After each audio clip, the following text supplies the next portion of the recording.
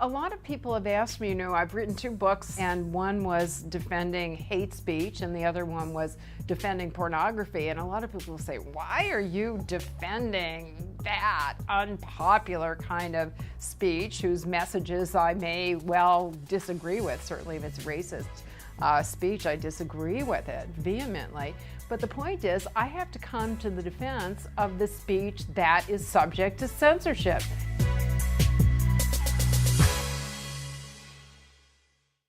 My name is Nadine Strossen. I am a law professor at New York Law School, where I teach constitutional law. For 18 years, I was the national president of the American Civil Liberties Union, and I'm still a very active advocate for civil liberties, including free speech and campus freedoms. I've been interested in free speech issues ever since I could talk, and I learned that by being subject to censorship. I have very strong, before I knew the terminology, free speech and censorship, I just thought teachers in grade school were being very unfair when they told me basically to shut up because they didn't like the questions I was asking, they didn't like the answers that I was giving. And so later on, when I learned that there was actually a constitutional protection that met up with my deepest instincts as a kid. When I was in junior high school, the Vietnam War was just heating up, and it was the very beginning of anti-war protest movements. There were teachers at my school who simply exposed students to images of the war, very disturbing images. They didn't even have any textual commentary, but there was a criticism, or at least questions, that were raised by virtue of seeing these distressing images of people being killed and lands being devastated.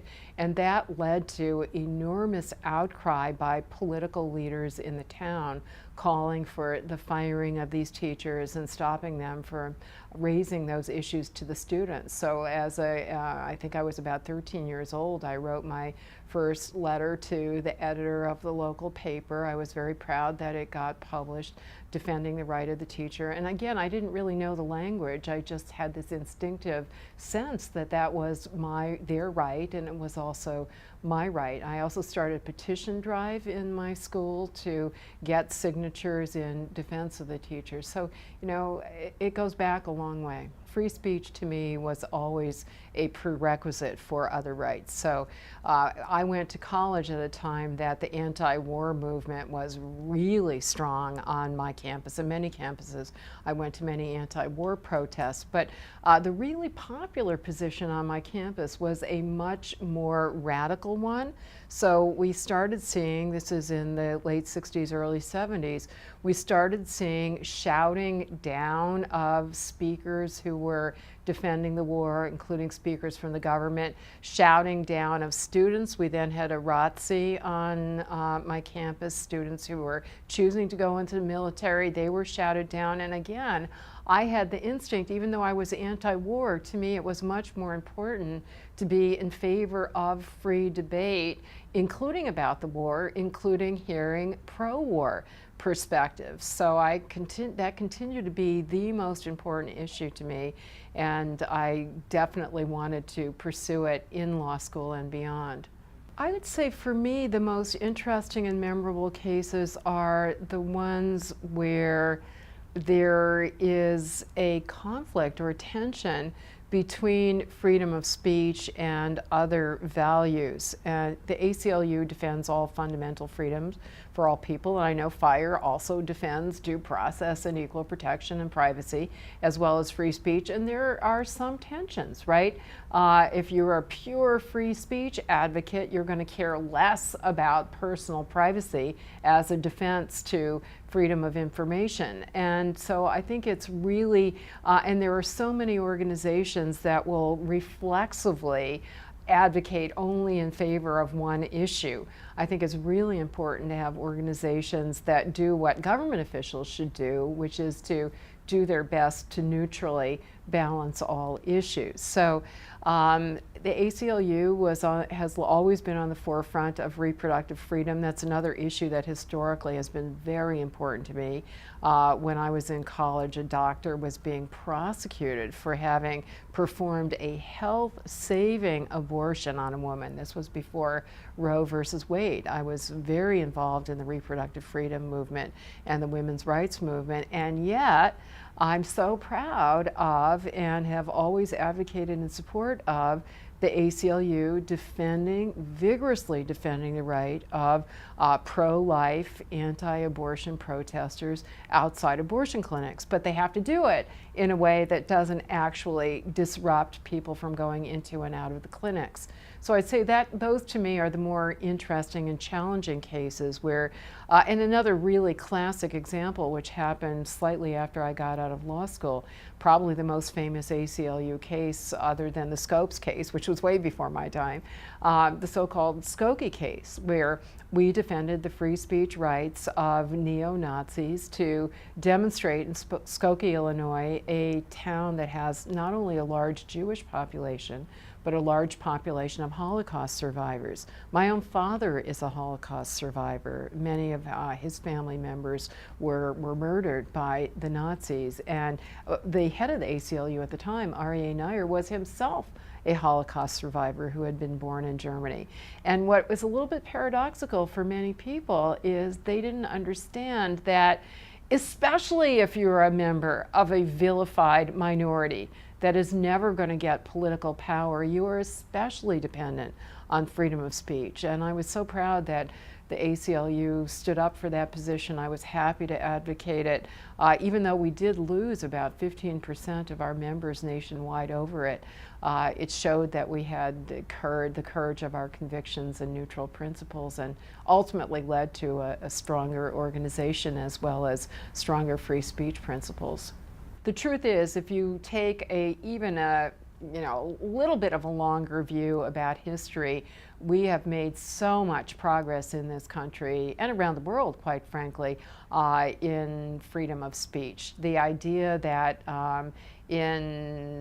even when I was in college, most of the now classic Supreme Court decisions about free speech hadn't yet been decided. The Supreme Court was still enforcing this rule that any speech could be censored as long as it had a bad tendency, quote unquote, that it might lead somebody to have a negative idea that might lead to a negative action sometime in the future. So we've made enormous developments and strides forward, I think, in terms of understanding and appreciation culturally, but for every 2 steps forward, sometimes there's a step backward, or sometimes it's the other way around. Unfortunately, the issues on campus haven't changed very much. You know, the ACLU brought the first challenges to campus hate speech codes in the late 1980s when they first came in vogue. And even though we won those cases, as anybody who follows FIRE's wonderful work knows, hate speech codes are still rampant on more than 50% of college campuses. They're not straightforwardly labeled as such, but that's basically what they do. I would say for a student whose viewpoint is being suppressed, that he or she has a real responsibility, and I know it's a tough one, to stand up not only for that person's own rights, but to bear in mind that you are also standing up for the rights of everybody else. Number one, the right of other students and other members of the campus community to hear your point of view. And number two, it's going to set in motion a process that will liberate other unpopular perspectives and viewpoints on campus. And ultimately, that's not only is it a service, it's an essential element of education. of academic freedom and of preparation for engaged citizenship in a democracy. Fire plays an absolutely critical role because the assaults on free speech on campus are of epidemic proportions, and there's no other organization, including the ACLU, that has the resources to focus specifically on that very widespread, very important problem. No law is self-enforcing, right? The First Amendment itself isn't self-enforcing. Any statute that tries to implement the First Amendment isn't self-enforcing. It is only worth the paper it is written on.